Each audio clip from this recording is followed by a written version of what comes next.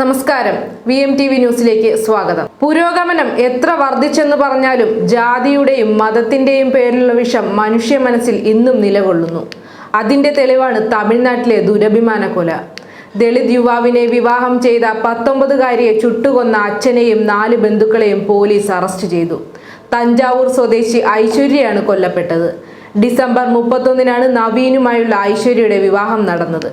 മകളെ കാണാനില്ലെന്ന് ജനുവരി 2-ന് അച്ഛൻ പരാതി നൽകിയിരുന്നു. ഇതേ തുടർന്ന് പോലീസ് സ്റ്റേഷനിലെത്തിയപ്പോൾ പെൺകുട്ടിയെ അച്ഛനൊപ്പം പറഞ്ഞുവിട്ടു. അടുത്ത ദിവസമാണ് പെൺകുട്ടി മരിച്ചതായി നവീൻ അറിഞ്ഞത്. ഇപ്പോഴും വെളിച്ചവും വഴിയും എത്തി നോക്കിയിട്ടില്ലാത്ത ഉൾഗ്രാമങ്ങളിൽ പഴകിപ്പുളിച്ച ആചാരങ്ങൾ മുറ തെറ്റാതെ പിൻപറ്റുന്ന ആയിരങ്ങളുണ്ട്. കോയമ്പത്തൂർ മുതൽ ചെന്നൈ, മധുര വഴി നാഗർകോവിൽ വരെയുള്ള പ്രദേശങ്ങൾക്കിടയിലെ തമിഴ് ഉൾഗ്രാമങ്ങൾ പറഞ്ഞു തരുന്ന കഥകൾ ആധുനിക കാലത്തിന് ചെവിയോർത്തിരിക്കുന്നത് കേൾക്കാവുന്നതല്ല. ഞെട്ടിക്കുന്ന ദുരാചാരങ്ങളുടെ കുറെ നേർചിത്രങ്ങളും വർത്തമാനങ്ങളും ഈ വഴി കടന്നുപോയി കാതോർത്താൽ കേൾക്കാൻ കഴിയും. ജാതിക്കൊലകളുടെയും ദുരഭിമാന കൊലകളുടെയും പൊള്ളുന്ന 100 കണക്കിന് കഥകൾ മൗനം പൂണ്ടുറങ്ങുന്നുണ്ട് ഇന്നും തമിഴ് ഗ്രാമങ്ങളിൽ. പെൺകുഞ്ഞു ജനിച്ചാൽ കള്ളിച്ചെടിയുടെ നീരും നെൽമണിയും കൊടുത്ത് കൊല്ലും. കാലം പുരോഗമിച്ചതനുസരിച്ച് വിഷം കുത്തിവെച്ച് കൊല്ലുന്നതിലേക്ക് എത്തിയിട്ടുണ്ട്.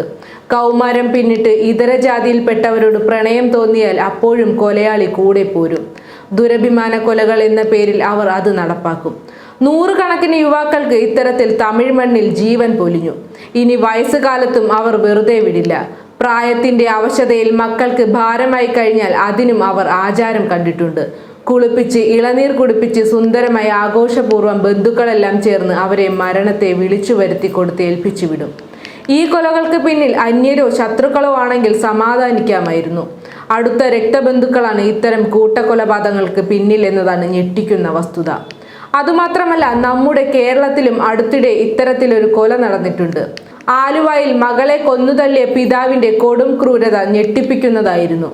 മതവെറി മൂത്ത ഇത്തരം വ്യക്തികൾ സമൂഹത്തിന് മാത്രമല്ല പിതൃത്വത്തിന് തന്നെ അപമാനമാണെന്ന് സംസ്ഥാന അധ്യക്ഷൻ ബിന്ദു മോഹനും ജനറൽ സെക്രട്ടറി ഷീജ ബിജുവും കുറ്റപ്പെടുത്തിയിരുന്നു.